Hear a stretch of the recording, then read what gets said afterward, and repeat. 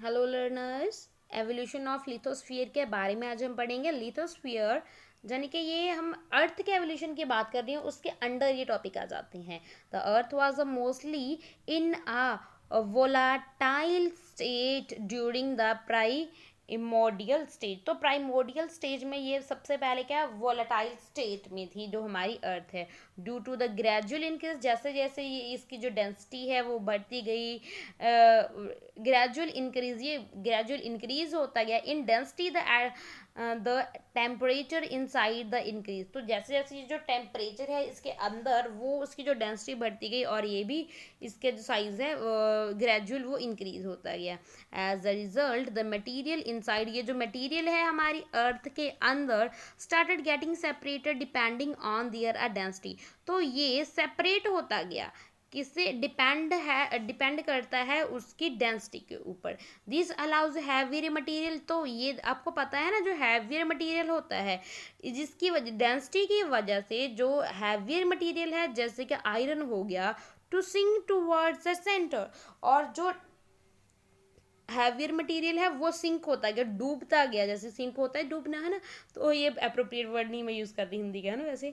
तो ये सिंक होता गया सेंटर में, यानी कि जो हैवी मटेरियल होता है ना, वो हैवी मटेरियल होता है वो नीचे जो चला जाता है। अगर हम पानी की बात करें डेंसिटी के हिसाब से वो सिंक होता गया सेंटर की तरफ में अर्थ के। एंड जो लाइट वन था वो मूव करता गया टूवर्ड द सरफेस, और यानी कि लाइट डेंसिटी के हिसाब से, किसके हिसाब से, डेंसिटी के हिसाब से जो चीज़ भारी थी वो, जैसे आयरन भारी होता है तो वो धरती के सेंटर में चला जाने लगा, और जो लाइट वाला पोर्शन था वो अर्थ के सरफेस के ऊपर था। With the passage of time it cooled further and solidify and condensed into smaller size.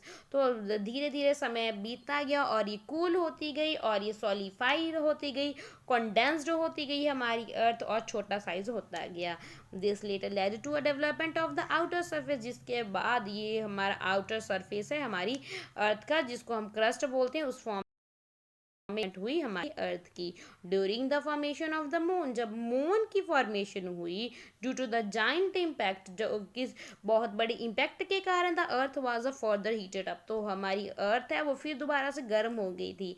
It is through the process of a differentiation that the earth forming material got a separated into different layer. तो इसीलिए जो हमारी earth है उसके जो layer हैं वो formation में अलग अलग मटेरियल मिलता है। Starting from the surface to the central part, अगर हम ये देखो अर्थ है, अर्थ के जो सरफेस है, ये सरफेस यानी कि जो ऊपर वाला हिस्सा है सबसे, और इससे हम आगे तक जाएंगे, we have a layer like the crust, हमें अलग अलग लेयर मिलेंगी। तो सब ये देखो, ये सपोज कीजिए अर्थ है तो सबसे ऊपर वाले को हम बोलते हैं क्रस्ट, सबसे ऊपर वाली को क्रस्ट, ये देखो स्पेलिंग लिखे हुए हैं ना। फिर उसके बाद क्रस्ट है, then mantle, then outer core, then inner core. देखिए मैं समझाती हूँ, ध्यान से समझना। हमारी अर्थ है,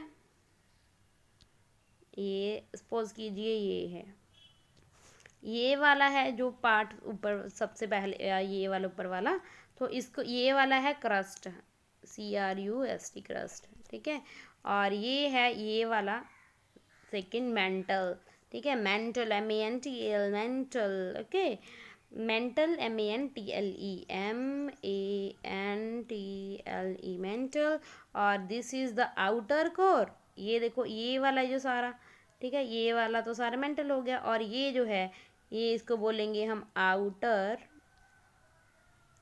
कोर। दिस ये वाला जो सारा है ये होता है इनर कोर,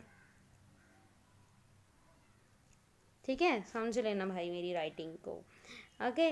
तो ये है इस तरीके से है, from the crust to the core the density of the material increase, तो ये डेंसिटी है मटेरियल की वो इंक्रीज होती गई।